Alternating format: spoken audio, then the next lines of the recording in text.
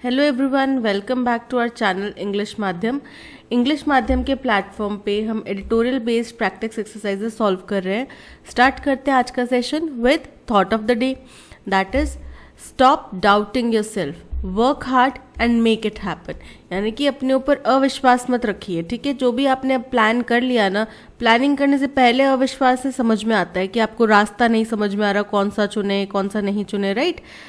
तो जब एक बार वो चुन लिया, रास्ता पता चल गया, उसके बाद अपने ऊपर डाउट मत रखिए, क्योंकि आप जितना अपने ऊपर डाउट रखेंगे ना, उतना ही ज़्यादा आपका काम जो है मुश्किल होता जाएगा, ठीक है। तो आपने क्या करना है, आपने डाउट नहीं रखना, अपने ऊपर विश्वास रखना है, और विश्वास रखते हुए क्या करना है, आगे प्रोसीड करना है, ठीक है। जितना आपका आत्मविश्वास पुरजोर होगा, उतना ही आपका रास्ता जो है आसान हो जाएगा। ओके, तो स्टार्ट करते हैं। अब एक आपको पता है आजकल इंडिया में क्या हो गया, कोई भी मूवी रिलीज हो रही है, साथ में बैन्स की डिमांड, कंट्रोवर्सीज, ये सब चली आ रही हैं, ठीक है। वैसा ही अब कुछ किस्सा हुआ है, जब एक मूवी है जिसका नाम है द केरला स्टोरी, इसके ऊपर बैन की डिमांड की गई है, क्योंकि कहा जा रहा है कि ये फिल्म जो है उन मोमेंट्स को, उन महिलाओं की कहानी है जो इस्लामिक स्टेट ज्वाइन करने गई थी, ठीक है। और ये काफ़ी मूर्खतापूर्ण है, ठीक है, मिसगाइडेड है जो ये बैन की डिमांड की जा रही है वो, ठीक है। It is to the credit of Supreme Court and the High Court. अब ये सारा का सारा जो दारोमदार है सुप्रीम कोर्ट और हाई कोर्ट के ऊपर है, क्या कि केरला और मद्रास के हाई कोर्ट के ऊपर, that they did not yield to कि उन्होंने हार नहीं मानी। जो ये प्रोटेस्ट चल रहा है ना कि हाँ हमें मूवी बैन करवानी है, इसके ऊपर हार नहीं मानी, ठीक है। फॉर प्रोस्क्राइबिंग द मूवी, जो बैन करवाने पे, प्रतिबंध लगवाने पे, मूवी को बंद करवाने पे जो हो हंगामा हो रहा है, उसके आगे वो झुके नहीं, ठीक है। कि इतना ज़्यादा इसके ऊपर शोर शराबा हो रहा है, इतना ज़्यादा आंदोलन किए जा रहे हैं कि बैन करो, but supreme court, high court जो है ये झुके नहीं, इन्होंने नहीं मानी उनकी बात। It garnered adverse publicity because of a teaser that make an exaggerated claim that 32,000 girls have gone missing in Kerala। तो ये क्यों हुआ, ये मसला जो है क्यों चल कर आया, क्यों आगे इतना इसने ऐसा रूप ले लिया, वो इसलिए लिया क्योंकि ये इसलिए इकट्ठा हो गया, क्योंकि बोल रहे हैं कि पब्लिसिटी जो है वो गलत की गई। पब्लिसिटी जो है वो इस प्रकार की हुई कि टीजर में जो निर्माता हैं मूवी के, उन्होंने थोड़ा सा नहीं, काफ़ी हद तक एग्जैजरेट कर दिया है। उन्होंने कहा है कि 32,000 गर्ल्स जो हैं वो केरला में मिसिंग हो गई हैं, और ऐसा माना जा रहा है कि वो टेररिस्ट ग्रुप को, presumably to join the terrorist group, कि वो टेररिस्ट ग्रुप ज्वाइन करने के लिए यहाँ से चली गई हैं, ठीक है। कितनी महिलाएं, 32,000, जबकि ऐसा नहीं है, 32,000 की नहीं, ये एक्चुअल में जो कहा जा रहा है वो 3 विमेन की कहानी है, जिसको आप 3 को आप 32,000 अगर करते हैं तो बहुत बड़ी संख्या हो जाती है, राइट। और इतना ज़्यादा एग्जैजरेशन जो है वो कोई भी स्वीकार नहीं करेगा, okay. However, the filmmakers have agreed to withdraw the teaser and carry a disclaimer that the film's content is fictional। लेकिन अब क्या हुआ कि केरला और हाई कोर्ट ने उन्हें बैन से तो मना कर दिया कि बैन नहीं करेंगे, लेकिन फिर भी जो फिल्म मेकर्स हैं, जो फिल्म के निर्माता निर्देशक हैं, उन्होंने टीजर जो है फिल्म का वो वापस ले लिया है, ठीक है। मतलब वो जितने भी प्लेटफॉर्म से अभी तक शेयर किया गया था वहाँ से हटवा दिया गया है, और उन्होंने कहा है कि हम जो है फिल्म के स्टार्टिंग में डिस्क्लेमर ज़रूर दे देंगे कि ये फिल्म जो है वो पूरी तरह से काल्पनिक है, इसका प्रत्यक्ष या अप्रत्यक्ष रूप से किसी से कोई संबंध नहीं है, ऐसा डिस्क्लेमर देते हैं ना, वैसा वो दे देंगे कि ये फिक्शनल है पूरी फिल्म, ठीक है। The film's more notable feature is that it has been denounced as undisguised propaganda। अब फिल्म का दूसरा क्यों इसके ऊपर ज़्यादा, और एक और चीज़ क्यों इसके ऊपर हो हल्ला हो रहा है, वो ये कि इसके फिल्म के बारे में थोड़ा सा ये सुनने में आ रहा है, या ये कहा जा रहा है कि ये जो है एक अनडिस्गाइज्ड प्रोपोगंडा फैला रहे, मतलब एक छुपा हुआ, इसके अंदर हिडन एक प्रोपोगंडा है जो वो फैलाने की कोशिश कर रही है, ठीक है। अब देखो क्या है, आज के टाइम पे कांग्रेस पार्टी के ऊपर आरोप लगाया जाता है कि वो हिंदू धर्म को फैलाने का प्रोपोगंडा चला रही हैं, है ना, प्रचार कर रही हैं। और बाकी ऑपोजिशंस के ऊपर लगाया जाता है कि आप मुस्लिम्स को सपोर्ट कर रहे हैं, आप हिंदूज के अगेंस्ट में प्रोपोगंडा चला रहे हैं, ठीक है। तो इस टाइम पे मीडिया हाउसेस भी इतने बायस्ड हैं कि सच क्या है झूठ क्या है हम इतने कंफ्यूज हो चुके हैं, हमें पता ही नहीं। हमें बस अब एक हमारी डिक्शनरी में नया वर्ड ज़रूर ऐड हो गया वोकैबुलरी में कि प्रोपोगंडा एक वर्ड है जिसका मतलब है कि कुछ चीज़ फैलाना, ठीक है। लेकिन हम इतने भ्रमित हो चुके हैं, हमें सच झूठ का पता नहीं, एक दूसरे के ऊपर बस इल्ज़ाम लगाया जा रहा है। वैसे ही इस फिल्म के ऊपर इल्ज़ाम लग रहा है कि ये एक प्रोपोगंडा फैलाने की कोशिश की जा रही है, ठीक है। किस तरीके का propaganda? Those seeking the ban accuse its maker of trying to stoke communal passions and the projecting of a fake narrative against Muslims। बोल रहे हैं कि जो बैन चाह रहे हैं ना इस मूवी के ऊपर, वो बैन इसलिए चाह रहे हैं कि वो कह रहे हैं कि मेकर्स ने इस मूवी पर एक कम्युनल पैशन का एक एंगल दिखाया, यानी कि अपने धर्म के लिए बड़ा ही कट्टर होना कि हमें अपने धर्म से बड़ा ही प्यार है, हमें अपने धर्म से बड़ा ही लगाव है, हम उसके लिए मर मिटने को तैयार हैं, वैसा कम्युनल पैशन दिखाने की कोशिश की गई है। और एक फेक नैरेटिव बनाया जा रहा है मुस्लिम के अगेंस्ट कि मुस्लिम्स ऐसे होते हैं कि वो अपने धर्म के लिए भी किसी की जान लेने को भी तैयार हो जाते हैं, इतने कम्युनल होते हैं, ठीक है। इस तरीके का नैरेटिव बनाने की कोशिश की गई है। जो इसके ऊपर बैन डिमांड करें वो लोगों का ये कहना है। However, even if that is true, any ban on the film will be counterproductive। लेकिन वो कह रहे हैं कि राइटर कह रहे हैं कि अगर ये सच भी है, मान लो कि प्रोपेगेंडा फैलाया जा रहा है, मान लो यही उसकी कहानी है मूवी की कि वो कम्युनल पैशन दिखाने की कोशिश कर रहे हैं और मुस्लिम्स के अगेंस्ट नैरेटिव बनाने की कोशिश कर रहे हैं, ठीक है। लेकिन अगर बैन लगा भी दिया जाता है तो भी वो काउंटर प्रोडक्टिव होगा, मतलब वो इतना कारगर साबित नहीं होगा, ठीक है। वो उसके उल्टा ही, उसके विपरीत ही साबित होगा, ठीक है। Bans can be overturned by courts and they tend to evoke curiosity about the film and often end up making more people form opinion on its content। अब देखो, अगर इस फिल्म के ऊपर इतना शोर शराबा नहीं होता, इतना हो हल्ला नहीं होता, इतनी कंट्रोवर्सी नहीं होती, तो हो सकता है कि फिल्म आके चली भी जाती, किसी को पता भी नहीं चलता, ठीक है। बट क्योंकि आपने इतना ज़्यादा इसको एग्जैजरेट कर दिया, हर चीज़ को, इसको इतना ज़्यादा सुर्खियों में ला दिया, अब हर व्यक्ति को पता है कि एक केरला स्टोरी नाम की मूवी रिलीज होने वाली है जिसके ऊपर बहुत हंगामा हुआ है। अब ये वही कहना चाह रहे हैं कि बैन्स जो हैं उनको कोर्ट हटा सकता है, ठीक है, उनको ओवरटर्न कर सकता है। अब इससे क्या होगा, ओवरटर्न कर देगा तो they tend to evoke curiosity, जिससे लोगों के अंदर और जिज्ञासा बनेगी फिल्म के लिए, ठीक है। और इससे क्या होगा कि ज़्यादा से ज़्यादा लोग फिल्म के बारे में अपना ओपिनियन जानेंगे, समझेंगे, ठीक है, और रखेंगे, ठीक है। वही कहा ना कि हो सकता है फिल्म आके चली भी जाती, ज़्यादा लोग इसके ऊपर ध्यान भी नहीं देते, बट अब इतना इसको हाइप बना दिया गया है कि अब हर कोई जानना चाहता है कि इस फिल्म के अंदर आखिर ऐसा है क्या जो इतनी इसके बारे में पब्लिसिटी हो रही है, इतनी इसके बारे में चर्चा की जा रही है, right. In effect, it enhances the propaganda value, the furthers the ulterior motive। अब इसका प्रभाव वास्तव में क्या हो रहा है, ये it enhances the propaganda value, ये जो फैलाने की ताकत को बढ़ा देता है। अगर आप किसी के ऊपर बैन लगा रहे हैं तो वो उससे मतलब आप उसको और सुर्खियां दे रहे हैं, आप उसको और लोगों की लाइमलाइट में लेकर आ रहे हैं।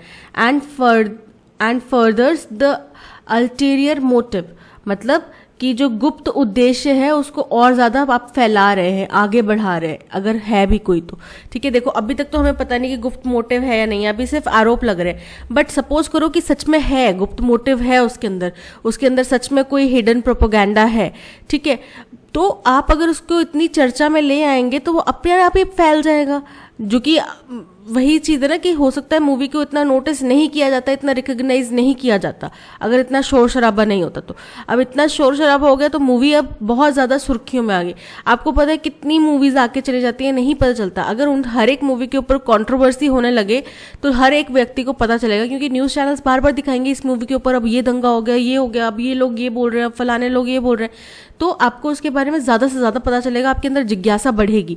तो जो भी वो हिडन प्रोपेगेंडा फैलाना चाहते हैं वो ऑटोमेटिकली ज़्यादा से ज़्यादा लोगों तक पहुंच जाएगा, है ना। It is now legally settled that once a film has been certified by the statutory authority, there is really no case to ban one. बोल रहे हैं कि ये अब लीगली भी हो चुका है, लीगली भी इसके ऊपर सेटलमेंट आ चुका है कि अगर एक बार कोई मूवी स्टैचुटरी अथॉरिटी, यानी कि जो भी इनकी लीगल अथॉरिटीज़ हैं, अब आपको पता है फिल्म्स जो हैं उनको सर्टिफिकेशन कौन देते हैं, राइट? तो अगर उनने एक बार सर्टिफिकेशन दे दिया तो उसके बाद में केस बैन का कोई केस ही नहीं बनता है, ठीक है? ये लीगली सेटल हो चुका है। Laws pertaining to public order indeed empower the police and local authorities to stop a film screening, but it will be perilous to do so every time a group demands a ban। अब बोल रहे कि जो भी laws हैं, ठीक है, उनके अंदर ये ज़रूर लिखा है, इसके संबंधित जो भी लॉज हैं उनमें ये ज़रूर पुलिस के पास में या लोकल अथॉरिटीज़ के पास में ये अधिकार ज़रूर है कि वो किसी फिल्म की प्रदर्शन को रोक सकें अपने एरिया में। जैसे उनको लग रहा है कि यहाँ पे इस मूवी को लेके दंगे हो सकते हैं तो उसकी स्क्रीनिंग रोक दे। बट ये बड़ा ही जो है खतरनाक हो जाएगा कि अगर जितनी बड़ी भी कोई ग्रुप एक उठ के डिमांड करे कि भाई बैन करो और हम सच में फिल्म को बैन कर दें, तो हमारे देश में जो क्रिएटर्स हैं, उन जो फिल्म निर्देशक निर्माता हैं, वो काम क्यों करना चाहेंगे, राइट? नहीं करना चाहेंगे ना कि भैया आपके देश, क्योंकि आपको पता है इंडिया कितना वाइड वैरायटी का देश है ना। हमारे पास हर धर्म, हर जाति, हर कितने कितने प्रकार के यहाँ पे लोग रहते हैं, धर्म जातियाँ कितनी रहती हैं, है ना, एक साथ। तो अगर कोई हर एक दूसरे दिन कोई ना कोई उठ के खड़ा हो जाए कि नहीं जी इसके ऊपर ये गलत है, इसके ऊपर बैन लगाओ, तो फिर यहाँ पे तो कोई मूवी बन ही नहीं सकती और ना ही बिक सकती है, ना ही चल सकती है। Reports from Tamil Nadu and Kerala suggest that theatres of threats of protests have resulted in multiplexes and some cinema owners choosing not to screen the film। बोल रहे हैं कि तमिलनाडु और केरला से जो रिपोर्ट्स आ रही हैं उनसे ये पता चल रहा है कि जो धमकियां दी जा रही हैं मल्टीप्लेक्स ओनरों को, सिनेमा घर मालिकों को, तो उसकी वजह से उन लोगों ने ये फैसला किया है कि हम फिल्म की स्क्रीनिंग ही नहीं करेंगे, हम दिखाएंगे ही नहीं फिल्म को, चाहे सरकार इसके ऊपर, चाहे कोर्ट इसके ऊपर बैन लगाए चाहे ना लगाए, बट हम दिखाएंगे ही नहीं। It is normally the local authorities who have a duty to provide adequate security as ruled by the Supreme Court। अब सुप्रीम कोर्ट की रूलिंग है, वर्डिक्ट है ना, निर्णय है कि अगर ऐसी कोई घटना होती है तो ये लोकल अथॉरिटीज़ की जिम्मेदारी है कि वो प्रॉपर प्रोटेक्शन उनको दें, सिक्योरिटी दें। अगर जैसे मल्टीप्लेक्सेस वालों को धमकियां मिल रही हैं तो उनको सिक्योरिटी दी जाए, ठीक है। सिनेमा घर ओनरों को अगर धमकियां मिल रही हैं तो उनको सिक्योरिटी दी जाए, ये लोकल अथॉरिटीज़ का काम है। However, rather than the law, it is prudent assessment of the ground situation that helps them make a decision। लेकिन अब इसके ऊपर लॉ तो उनने बना दिया कि अथॉरिटीज़ की जिम्मेदारी है प्रोटेक्शन दें, बट हो सकता है कि वो धमकियां फेक हों, हमें उसकी जो पता चल रहा है कि यार अब आप बोलते ना हमारा विवेक से, हमने हमारी सूझबूझ से हमने जान लिया कि ये चीज़ ऐसे नहीं ऐसे हो सकती है, राइट? तो वैसे ही वो उनके विवेक के ऊपर डिपेंड करता है, बड़ा ही विवेकपूर्ण उनको असेसमेंट करना पड़ेगा जीरो ग्राउंड लेवल पे, ताकि वो अच्छा और सही डिसीजन ले पाए। What is also condemnable is the attempt to make political and electoral capital out of the Kerala story। अब इसमें और ज़्यादा निंदा करने योग्य बात क्या है कि अब इसमें क्या किया जा रहा है, एक पॉलिटिकल एंगल निकाला जा रहा है। मतलब हर एक पार्टी जो है वो अपना अपना इसमें उल्लू सीधे करने में लगी हुई है कि भाई अगर डिमांड ज़्यादा है बैन की तो वो बैन की डिमांड करने लग पड़ रहे हैं कि हाँ बैन करो, जिससे कि उनको पता है कि जो लोग बैन की डिमांड करें उनके वोट्स हमारे पास आएंगे। जो लोग इसके फेवर में हैं वो देख रहे हैं कि भाई फेवर में अगर ज़्यादा लोग हैं कि बैन मत करो, तो उनके पक्ष में बोलने लग जा रहे हैं कि हमें उनके एटलीस्ट उनके वोट तो हमारे पास आ जाएंगे। तो ये सब अब वोट बैंक की राजनीति पर जो केरला स्टोरी जो है वो वोट बैंक की राजनीति में कन्वर्ट हो गई है, ठीक है। The prime minister himself has alleged that only those who support terrorism will criticize such a movie। बोल रहे हैं कि प्राइम मिनिस्टर ने खुद भी ये कहा है, कथित तौर पे कहा है कि जो लोग टेररिज्म को सपोर्ट करेंगे वही इस तरीके की मूवी को क्रिटिसाइज करेंगे, ठीक है। यानी कि जो लोग टेररिज्म को सपोर्ट करते हैं वही इस मूवी को बंद करवाना चाहते हैं। It does not behave high constitutional functionaries to communalise the debate over the film. बोल रहे हैं कि वैसे प्रधानमंत्री ने बोल तो दिया, बट ये बिल्कुल भी अच्छी बात नहीं है, बिल्कुल भी उचित नहीं है कि इतने उच्च पदाधिकारी जो इतने कॉन्स्टिट्यूशनल फंक्शनरी हैं, एक मतलब कॉन्स्टिट्यूशन के द्वारा चुने गए, जनता के द्वारा चुने गए कोई व्यक्ति हैं, वो इस तरीके की कम्युनल डिबेट को, किसी फिल्म के ऊपर इस तरीके की कम्युनल डिबेट में हिस्सा लें या भागी बने। ठीक है, जाहिर सी बात है, अब जो लोग बैन कर रहे हैं उन्होंने भी प्रधानमंत्री को वोट दिए हैं, जो लोग इसके अगेंस्ट में उन्होंने भी वोट दिए हैं, तो अभी उनका ये नहीं बनता दारोमदार कि वो इस तरीके की कम्युनल भाषा में बात करें कि आप टेररिज्म को अगर सपोर्ट करते हैं तो ही आप इसको क्रिटिसाइज करेंगे, क्योंकि पब्लिक का ओपिनियन हर एक का अलग होता है। ज़रूरी नहीं है कि वो टेररिज्म को सपोर्ट करते हैं इसलिए वो फिल्म को बैन करवाना चाहते हैं। हो सकता है उनको अपने धर्म के या अपने इमोशंस को हर्ट होता हुआ उन्हें पाया होगा, right. Protest against an allegedly false narrative about a state or a community will not amount to backing terrorism। यानी कि अगर कोई कथित तौर पे फॉल्स नैरेटिव फैलाया जा रहा है किसी सरकार के द्वारा या किसी कम्युनिटी के द्वारा, तो उसके अगेंस्ट में प्रोटेस्ट करना ये मतलब नहीं होता कि आप टेररिज्म को सपोर्ट करते हैं। जैसा कि मैंने कहा कि वो उनकी भावनाओं की बात है, ज़रूरी नहीं है कि वो टेररिज्म को सपोर्ट करते हैं। अब अगर मैं बोलूँगी कि आप शूट एट साइट नहीं करना चाहिए, इट्स रॉन्ग, ठीक है, तो इसका मतलब ये नहीं है कि मैं क्रिमिनल्स को सपोर्ट करती हूँ, बट मैं ये नहीं चाहती कि क्रिमिनल्स को हटाने के लिए हम भी क्रिमिनल बन जाए। ये मेरा ओपिनियन हो सकता है, राइट, बट इसका मतलब ये तो नहीं है कि मैं क्रिमिनल्स को सपोर्ट कर रही हूँ। ओके, तो वही ये चीज़ बताना चाह रहे हैं कि टेररिज्म को बैक कर नहीं कर रहे हैं वो लोग। अगर वो उसके अगेंस्ट में प्रोटेस्ट कर रहे हैं मूवी के, तो ये मतलब नहीं है कि वो बैक कर रहे हैं टेररिज्म को। ठीक है, the fear that the film purportedly grapples with that young people may be targeted for radicalization should be addressed by isolating extremist elements and fostering better understanding among communities। बोल रहे हैं कि ये जो डर है कि ये जो फिल्म है वो कथित तौर पे जो जूझेगी, मतलब जूझ रही है कि जो यंग पीपल हैं, यंग लोग हैं, उनके अंदर में ज़्यादा उग्रवाद की तरफ झुकाव किया जाए। ठीक है, वो यंग लोगों की तरफ टारगेट कर रही है कि उग्रवाद की तरफ ज़्यादा झुकाव किया जाए, और इस मतलब ये इसके ऊपर इल्ज़ाम लगाया जा रहा है, ठीक है, फिल्म के ऊपर, कि यंग लोगों को टारगेट कर रही है कि वो उग्रवाद, आतंकवाद की तरफ झुकें। ठीक है, कि आपके धर्म में, आपको अगर आपके धर्म से प्यार है तो आप उस तरफ जाइए, आप अपने धर्म को प्रोटेक्ट कीजिए, आप अपने धर्म के लिए मर मिटिए या मार डालिए। इस तरीके की धारणा ये फिल्म जो है प्रमोट कर रही है।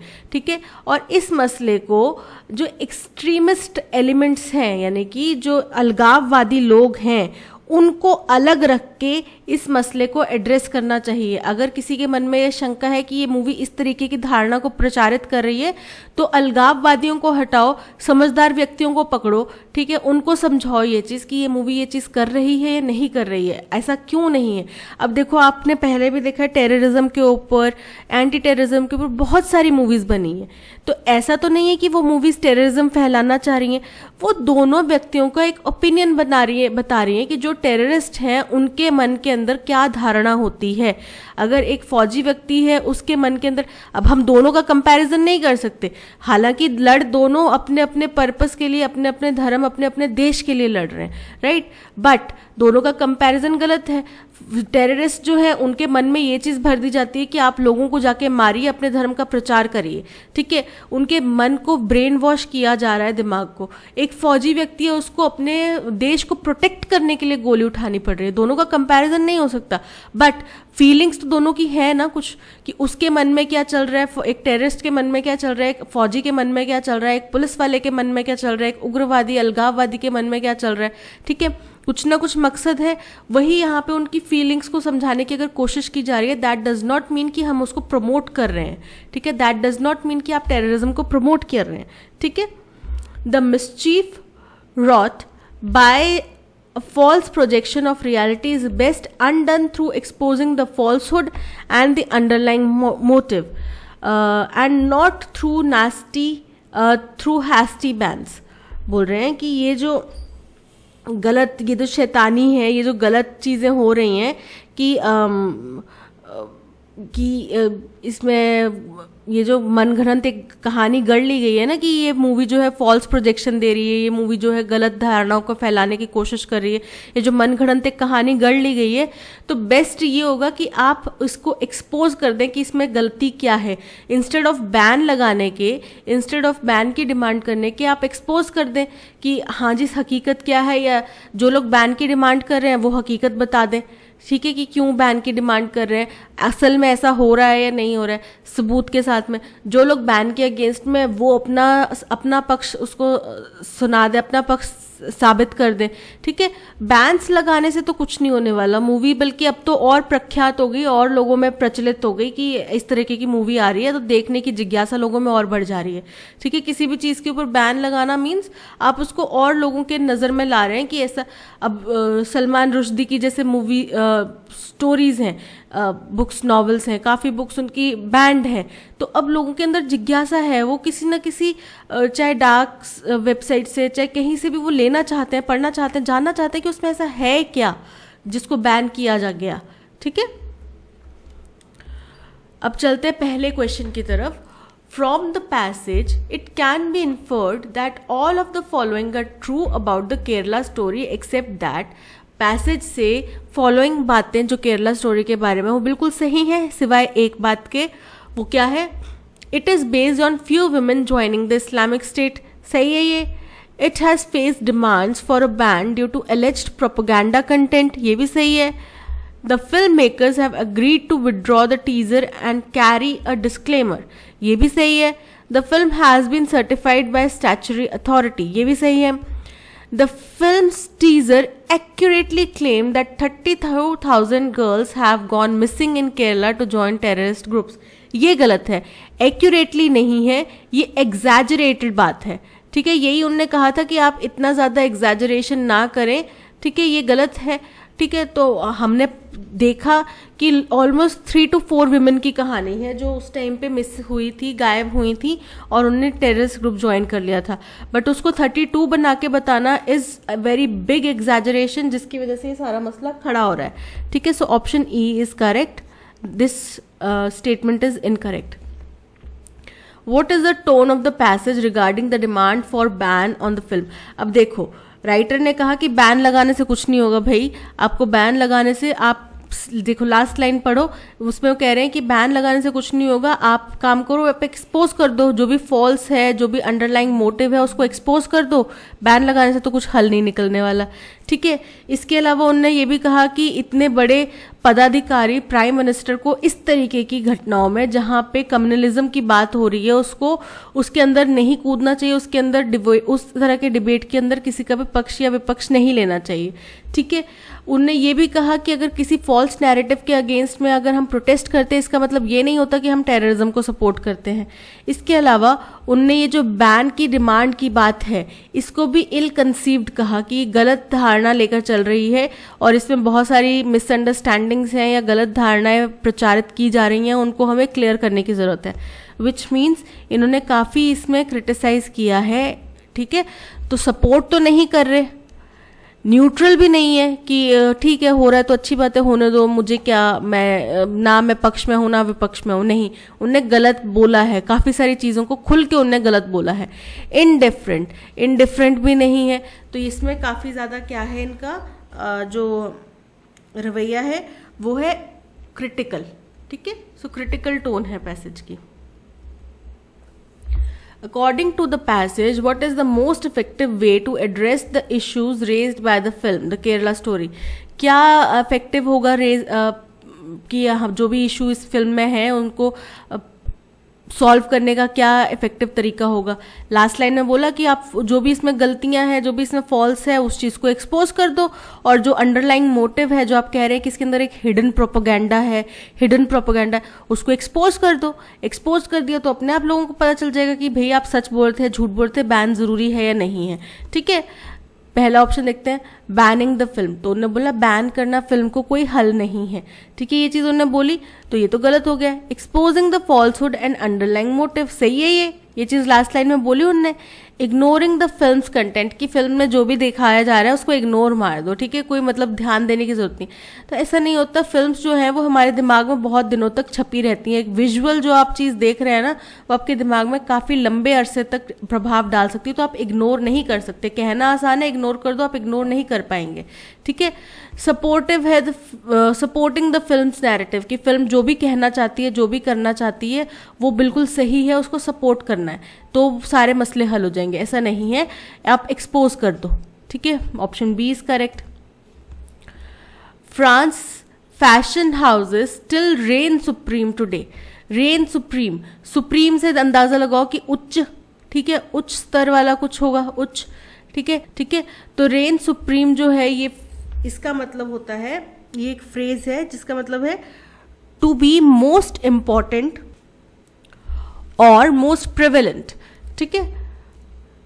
तो पहला ऑप्शन देखते हैं, टू फोकस ऑन और ब्रिंग अटेंशन टू समवन और समथिंग, किसी चीज के ऊपर फोकस करना या उसके ऊपर अपना ध्यान केंद्रित करना, तो ये तो नहीं है। In connection with the point previously mentioned, कि जो पहले आपने कही थी बात उसी से रिलेटेड ही अगली बात कही जा रही है, ठीक है, तो ये भी गलत है। To announce that something belongs to you, ये कहना कि ये जो चीज़ है ये मेरी है, ठीक है, तो ये भी गलत है।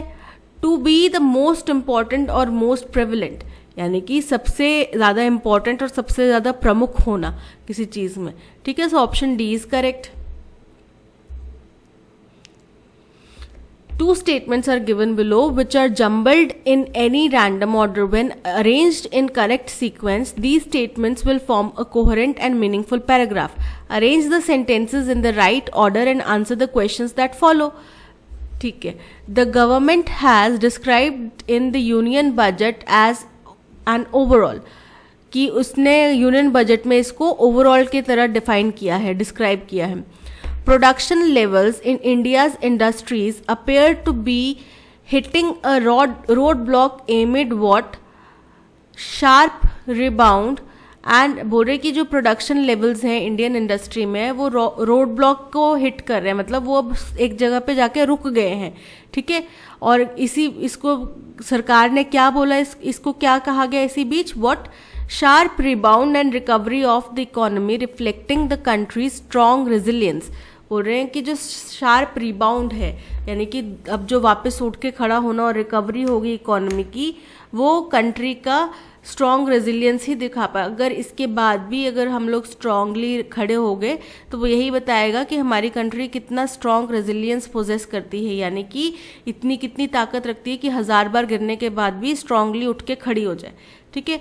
तो अब यहाँ पे देखो फर्स्ट स्टेटमेंट हो जाएगी प्रोडक्शन, मतलब स्टार्टिंग हो जाएगी production levels in India's industries appear to be hitting a roadblock amid what the government has described in the union budget as an overall sharp rebound and recovery of economy reflecting the country's strong resilience। ठीक है, यानी कि B A C। The index of industrial production fell for the fourth straight month in December 2021 to a 10-month low of 0.4%. Factory output as measured by compared to the same month in 2020। अब देखो factory output जिसको कि हम किस तरीके से मापते हैं, किस तरीके से मेजर करते हैं, measured by the index of industrial production fail for, अब ये गिर गया कब? द फोर्थ स्ट्रेट मंथ, लगातार चौथे महीने में गिरा है इन दिसंबर 2021 टू अ 10-month लो, और 10 महीनों के सबसे निचले स्तर पर जाकर ये पहुंच गया है, जो कि कितना है? 0.4%। अब कंपेयर टू, और इसी महीने के 2020 से अगर कंपेयर करें तो 0.4% पे गिरावट हुई है, ठीक है। तो फर्स्ट हो जाएगा F D E G, ठीक है। तो जो हमारा ऑप्शन बन रहा है वो BAC, FDEG।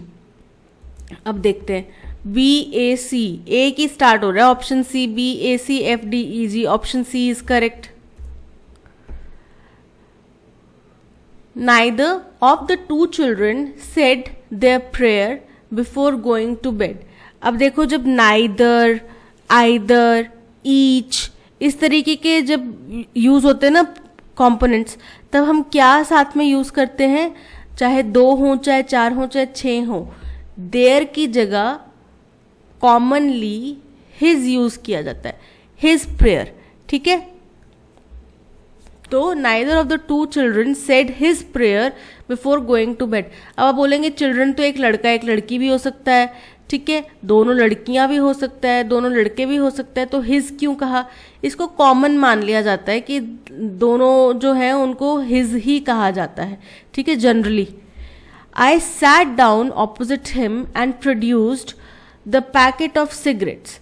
अब प्रोड्यूस्ड देखो यहाँ पे, I sat down opposite him, सही है ये, इसमें कोई एरर नहीं है। And produce the packet of cigarette, अरे भाई आप सिगरेट का पैकेट उसके सामने बैठ के बना थोड़ी रहे हो, आप उसको दे रहे हो, उसको ऑफर कर रहे हो, ठीक है। तो and offered the packet of cigarettes, ठीक है, प्रोड्यूस्ड की जगह क्या आ जाएगा, ऑफर्ड, ठीक है। This happened just exactly 5 years ago।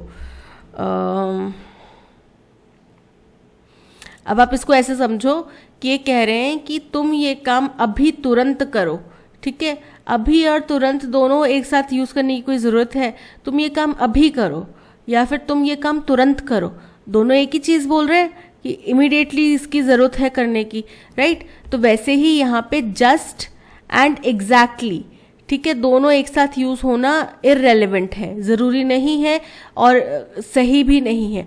This happened just 5 years ago, यानी कि केवल 5 साल पहले या डायरेक्ट 5 साल पहले हुआ था, और एग्जैक्टली मतलब एकदम सही, दोनों सटीक की तरफ इशारा कर रहे हैं, ठीक है, एकदम सटीक 5 साल पहले ये घटना हुई थी, ठीक है। तो यहाँ पे बी में एरर है। Ramesh smiled when he was remembering his hard early years and his long road to success. अब देखो भाई, हम जब अपनी नॉर्मल हिंदी इंग्लिश वाली इंग्लिश बोलते हैं तब हम ना कोई भी वर्ब को कैसे भी चेंज कर देते हैं, ठीक है, बट जब हम एकदम एग्जाम के लिए पढ़ रहे हैं तब हमें पता है कि ये जो वर्ड है रिमेंबर, ये क्या है, ये एक स्टेटिव वर्ड है, स्टेटिव वर्ब। अब स्टेटिव वर्ब कौन से होते हैं, जो किसी स्टेट ऑफ इमोशन को बताते हैं, किसी स्टेट को बताते हैं, आप किस स्थिति में हैं उसको बताते हैं, ना कि एक्चुअल एक्शन वर्ब नहीं होते, ठीक है।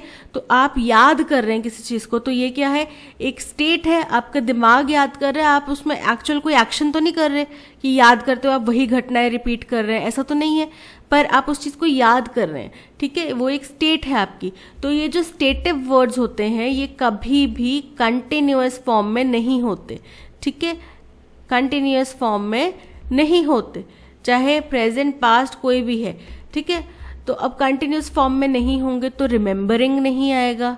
ही Ramesh smiled when he remembered, was remembering की बजाय ही रिमेंबर्ड, ठीक है, जब उसने याद किया, किस चीज़ को याद किया, अपने बुरे दौर को याद किया, जो शुरुआत में उसने स्ट्रगल किया है उसको याद किया, तो उसके चेहरे पे स्माइल थी, ठीक है, और अब जो उसने सफलता हासिल करी है उसमें उसको खुशी मिली, ठीक है। मिसस्पेल्ड वर्ड इनडिस्पेंसिबल, देखो स्पेलिंग देखो ध्यान से, इन डिस पेन से बल, ठीक है, इनडिस्पेंसिबल मतलब बहुत ही ज़रूरी, अति आवश्यक, ठीक है, जिसके बिना आपका सर ही नहीं सकता, काम ही नहीं चल सकता, एब्सोल्युटली नेसेसरी। विशियस, विशियस का मतलब होता है बड़ा ही क्रूअल, वायलेंट या इमोरल कोई व्यक्ति हो, ठीक है। अब ये विक्शियस नहीं होता, विशियस होता है, ठीक है। तो एक सी जो है इसमें एक्स्ट्रा है, यानी कि विशियस की स्पेलिंग गलत है, विशियस की स्पेलिंग होते हैं VICIOUS, ठीक है, विशियस, ओके, जिसका मतलब है बड़ा ही क्रूर, बड़ा ही क्रूअल, ठीक है, या इमोरल। मिनस्क्यूल, मिनस्क्यूल, अब देखो इस वर्ड को यहां से देखो, मिनु, मिनु है ना, मिनस्क्यूल, इसको हटाओ, अब ये माइन्यूट, माइनर, ऐसे वर्ड्स हैं।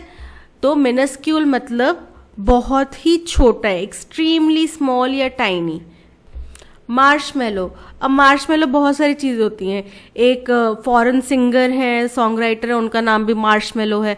मार्शमेलो एक स्वीट सी कैंडी होती है जो शुगर और जेलेटिन को मिक्स करके बनाई जाती है, ठीक है, वो भी मार्शमेलो होता है। एक मार्शी लैंड्स में पाया जाने वाला पौधा भी मार्शमेलो होता है, ठीक है। तो स्पेलिंग इसके बिल्कुल सही है, MARSHMALLOW, मार्शमेलो। मिनस्क्यूल के भी सही है, केवल विशियस ऑप्शन बी जो है इसकी स्पेलिंग गलत है, ठीक है, जो कि मैंने आपको बता दिया क्या होते हैं स्पेलिंग, VICIOUS।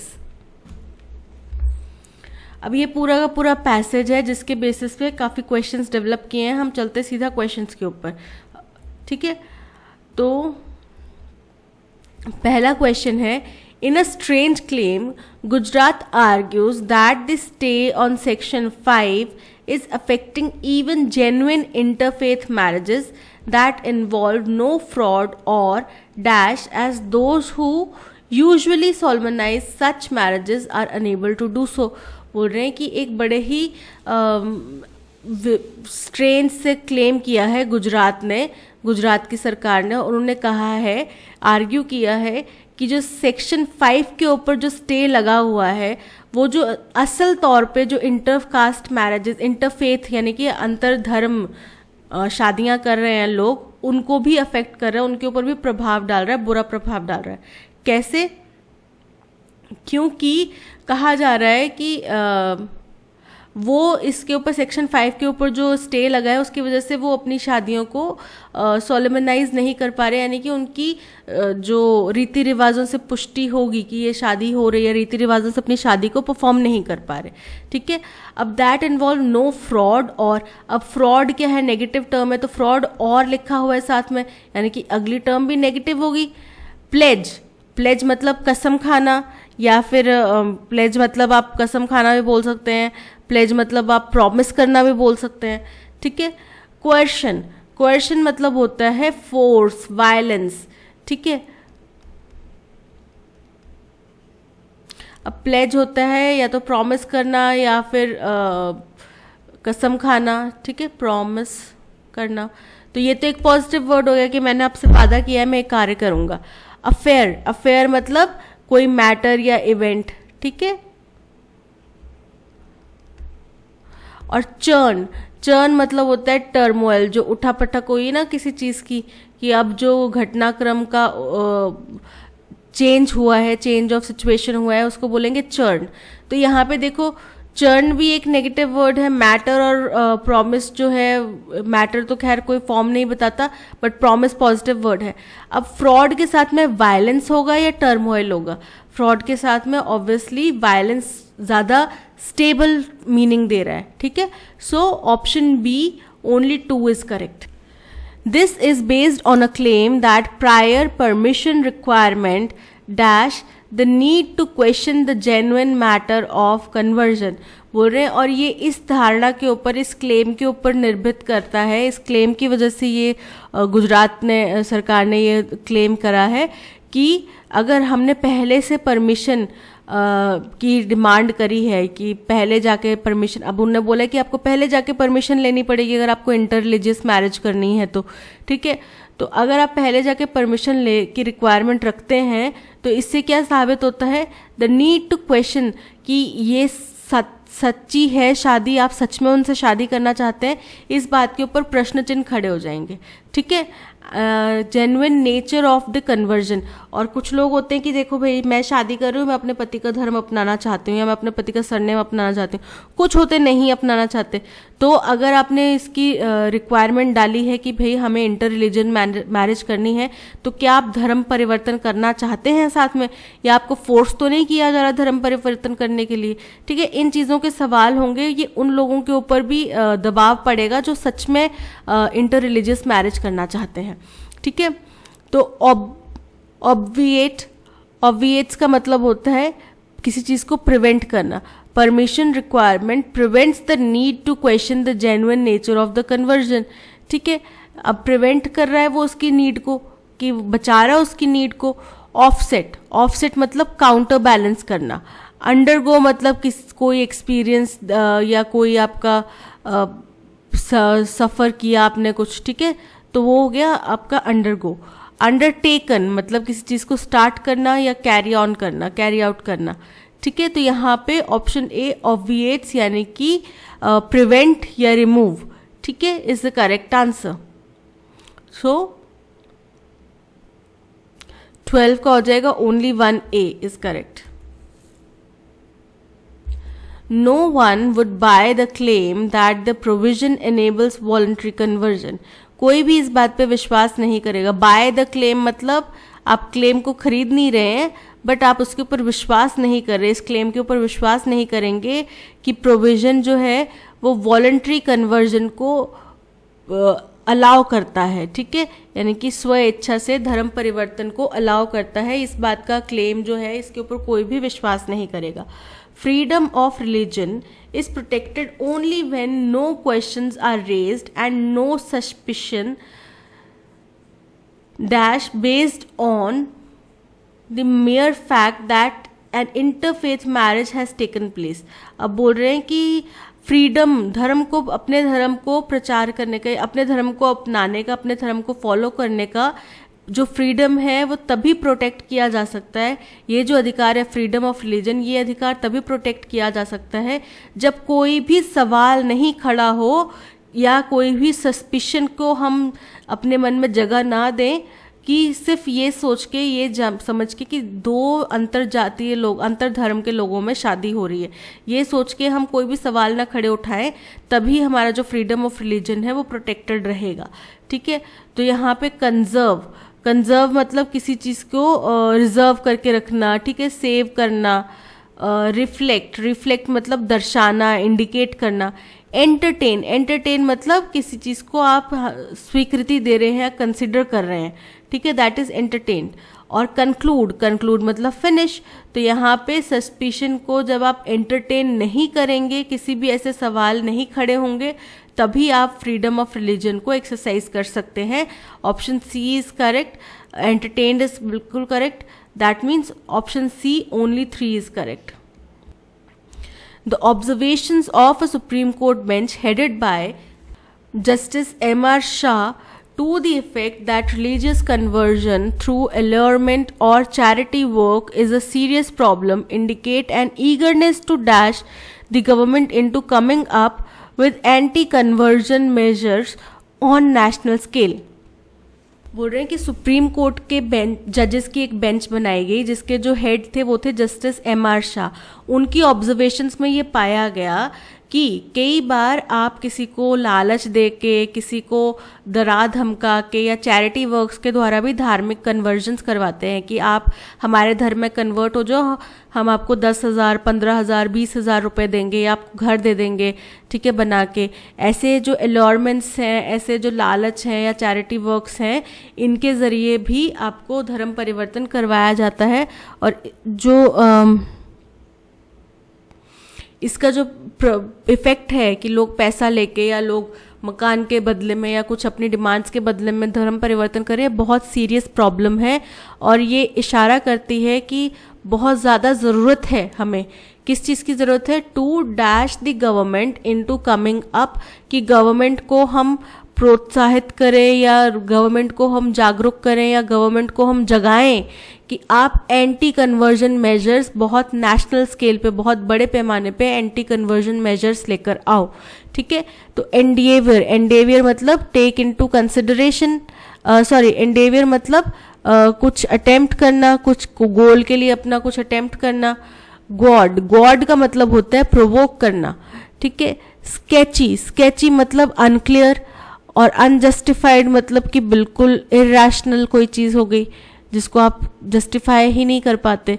ठीक है, तो यहाँ पे eagerness to provoke the government into coming up with anti conversion measures on national scale. ठीक है, तो प्रोवोक यानी कि option B goad is correct, that means 2। अब देखो 2 हमारा करेक्ट है, गोड, बट यहाँ पे ओनली 1, ओनली 4, ओनली 3। अब यहाँ पे 2 है बट साथ में 3 भी है, बोथ 3 and 2 इज करेक्ट, जो कि गलत है। 3 और 2 दोनों एक साथ करेक्ट नहीं हो सकते। So option E, none of the above is correct. The following sentence may or may not contain an error in one of its parts. Identify the part containing the error. If the sentence is correct, select no error as your answer. ठीक है. Common sense would suggest that forcing someone to disclosing an intent to change one's faith violates freedom of conscience and the right to privacy. बोल रहे हैं कि बड़ी ही common sense से logical सी बात है ये कि अगर आप किसी को बोल रहे हैं कि आप कारण बताओ, किसी को आप जबरदस्ती बोल रहे हैं कि आप कारण बताओ कि आप धर्म परिवर्तन क्यों करना चाह रहे हो, ठीक है, तो ये क्या है, ये अपने फेथ का ये जो हमारा फ्रीडम ऑफ कंसाइंस है, ठीक है, इस जो राइट को है वो हानि पहुंचाता है. ठीक, अब देखो यहाँ पे एक चीज की तरफ ध्यान देना. कॉमन सेंस वुड सजेस्ट, सही है एकदम, that forcing someone to disclosing, to के बाद आईएनजी वाली फॉर्म नहीं आती, टू डिस्क्लोज एन इंटेंट. ठीक है, तो यहाँ पे बी में एरर है, टू डिस्क्लोज आएगा डिस्क्लोजिंग की जगह, सो बी में एरर है. Option B is correct. Protracted litigation in the name of combating forcible religious conversion is taking up valuable time of courts. जो बड़े लंबे समय का ये कोर्ट केसेस चल रहे हैं ना कि ये जबरन धर्म परिवर्तन कराया है, इस चीज़ को टैकल करने के लिए कि नहीं ये गलत हो रहा है, ये जबरन धर्म परिवर्तन कराया है, हमारी बेटी को जो बहला फुसला के धमका के उससे धर्म परिवर्तन करवा दिया, इसके जो लंबे पेंडिंग केसेस चल रहे हैं हमारे कोर्ट का बड़ा वैल्यूएबल टाइम कंज्यूम कर रहे हैं, खा रहे हैं. सुप्रीम कोर्ट जो है वो अभी क्या कर रहा है, वो एक परपोर्टेड मतलब कथित तौर पे पब्लिक इंटरेस्ट लिटिगेशन PIL के ऊपर सुनवाई चल रही है. ठीक है, seeking action to curb deceitful religious conversion. जो धोखेधड़ी वाले रिलीजियस कन्वर्जन है उनके ऊपर एक्शन ले, उनको रोका जाए देश में, इसके ऊपर हियरिंग चल रही है. Not wanting to be left behind, the Gujarat government is seeking the removal of a stay on a provision in its anti-conversion law. और पीछे ना रहते हुए गुजरात गवर्नमेंट ने भी सुप्रीम कोर्ट में या हाई कोर्ट में ये चीज़ दायर कर दी. उनने भी उनसे छूट मांगी कि जो हमारे एक एंटी कन्वर्जन लॉ है उसके अंदर एक प्रोविजन है, उसके ऊपर आपने स्टे लगाया है, आप प्लीज़ उस स्टे को हटा दो, उस स्टे को इवोक कर दो, हटा दो. ठीक है, that requires prior permission from the district magistrate for any conversion done directly और इनडायरेक्टली. बोल रहे अब इस लॉ के अंदर ये जो प्रोविजन है इसके अंदर में लिखा है कि कोई भी व्यक्ति अगर धर्म परिवर्तन करना चाहता है तो उसको पहले डिस्ट्रिक्ट मजिस्ट्रेट की परमिशन लेनी पड़ेगी. ठीक है, अगर आप धर्म परिवर्तन डायरेक्टली या इनडायरेक्टली किसी भी फॉर्म में कर रहे हैं तो आपको डिस्ट्रिक्ट मजिस्ट्रेट की परमिशन लेनी पड़ेगी. इस नियम के ऊपर जो है स्टे लगाया हुआ है. The Gujarat High Court had correctly stayed section 5 of Gujarat freedom of religion act 2003 amended in 2021 to include conversion by marriage while also staying the operation of other provision that sought to cover interfaith marriages as instances of illegal conversion. तो बोल रहे Gujarat High court ने बिल्कुल सही तौर पे section 5 of Gujarat freedom act of religion act एक बना था 2003 में, उसके सेक्शन 5 के ऊपर गुजरात हाई कोर्ट ने स्टे लगाया है.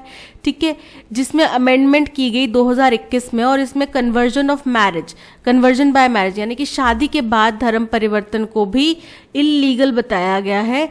ठीक है, तो इसके ऊपर भी स्टे लगा हुआ है.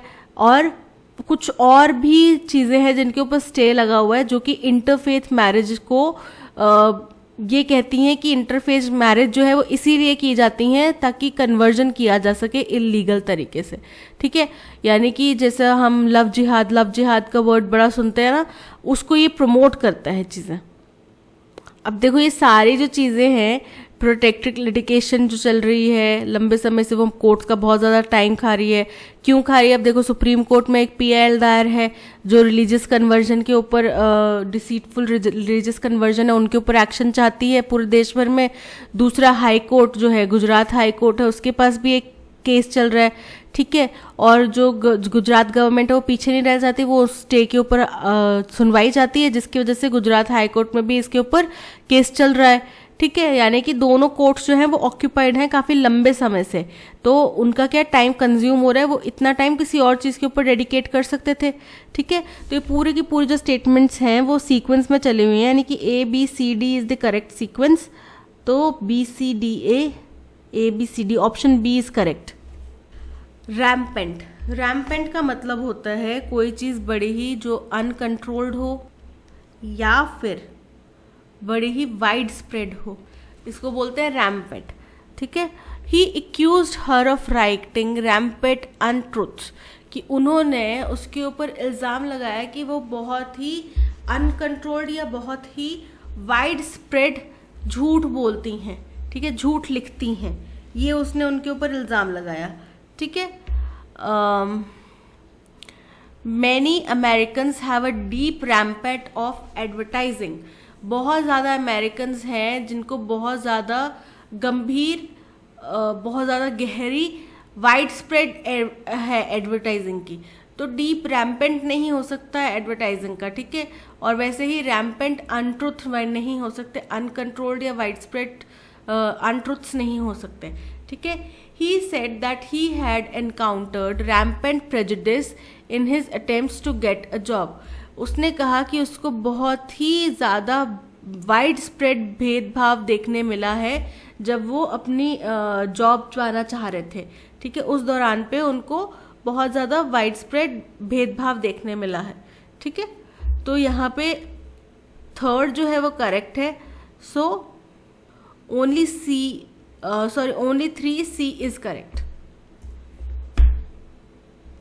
It is questionable whether courts should entertain exaggerated allegations of protect fraudulent conversion। अब देखो, it is questionable, ये बड़ा ही क्वेश्चन का एक सवाल करने योग्य बात है कि कोर्ट्स के पास में कोर्ट्स को ऐसे किसी भी बड़े बढ़ा चढ़ा के पेश किए गए आरोप लगाए गए जो चीज़ें हैं, किसी ने आपके ऊपर आरोप लगा दिया, इन चीज़ों को कोर्ट्स को एक्सेप्ट करना चाहिए नहीं करना चाहिए, of protect fraudulent convergence across the country, कि किस बात के बारे में, जो फ्रॉडुलेंट कन्वर्जन यानी कि जो फ्रॉड तरीके से कन्वर्जन किए जा रहे हैं देश भर में, उसके ऊपर, instead of leaving it to states to identify the extent of the problem, ना कि उसको सरकारों के ऊपर, राज्य सरकारों के ऊपर ये छोड़ देना चाहिए कि वो आइडेंटिफाई करें, पता लगाएं कि किस हद तक ये प्रॉब्लम फैली हुई है, if any, and adopt steps to rampant religious freedom and communal harmony. तो बोल रहे हैं कि और वो स्टेप्स उठाएं कि वाइड स्प्रेड रिलीजियस फ्रीडम हो और कम्युनल हार्मनी हो। तो यहाँ पे रैम्पेट जो है वो नहीं आएगा, steps to protect religious freedom, यानी कि उसको क्या करना है, उनको प्रोटेक्ट करना है, विच मीन्स रैम्पेट आएगा बी प्रोटेक्ट की जगह पे, ठीक है। तो बी और डी में कन्वर्जन होएगा, बी की जगह डी आएगा, ऑप्शन बी इज करेक्ट। अच्छा, कनेक्टर्स हमने ढूंढना है। Poachers have hunted and killed too many elephants for their tusks, they have become an endangered species in some parts of the world. Poachers क्या होते हैं, शिकारी होते हैं, जो मतलब एक तो होता है शिकारी जो अपने मज़े के लिए शिकार कर रहे हैं, पोचर्स वो होते हैं जो उनके शिकार करते हैं, उनके जो भी वैल्यूएबल पार्ट्स होते हैं उनको लेके चले जाते हैं और उनको बेच देते हैं, उनको बोलते हैं पोचर्स। तो पोचर्स ने काफ़ी लंबे समय तक हंट किया और किल किया एलिफेंट्स को, किस वजह से, उनके टस्क के लिए, ठीक है। अब क्या हुआ है कि इतना ज़्यादा उनको पोच किया गया है, इतना ज़्यादा उनको हंट किया गया है कि वो है अब they have become an endangered species in some parts, कि दुनिया के कुछ हिस्सों में वो एक एंडेंजर्ड स्पीशीज बन चुके हैं। दैट मीन्स क्योंकि पोचर्स ने उनको हंट किया इसलिए वो एंडेंजर्ड स्पीशीज बन गया, राइट। तो ये क्या होगा, कॉन्सिक्वेंस यानी कि अनलाइक नहीं होगा, दो नहीं होगा, consequently they have become an endangered species, जिसके प्रभाव स्वरूप वो अब विलुप्त होने की कगार पर है। Option C is correct. He was greatly incensed, he was greatly incensed his conduct, उसके आचरण पर, उसके व्यवहार पर, उसका जो भी बातचीत करने का तरीका है उस पे कोई व्यक्ति है जो कि ही है, यानी कि मेल ही व्यक्ति है, वो बहुत ज़्यादा गुस्सा हुआ, क्रोधित हुआ। तो आपका व्यवहार जो है वो इन अपॉन टू में नहीं आता, आपका व्यवहार जो है वो एट हिज कंडक्ट आता है। ठीक है, so option A eight is correct. तो आज के सेशन में इतना ही। इस सेशन की पीडीएफ एंड ऑडियो एक्सप्लेनेशन आपको टेलीग्राम चैनल पे मिल जाएगा। इसके अलावा प्ले स्टोर, जो टेलीग्राम चैनल का लिंक है वो आपको डिस्क्रिप्शन पे मिल जाएगा।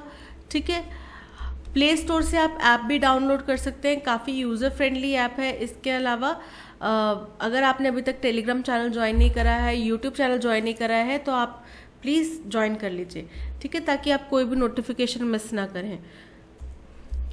आज के सेशन में इतना ही। Thank you so much for watching. अगर कंटेंट पसंद आया हो तो लाइक और शेयर और सब्सक्राइब ज़रूर कीजिएगा।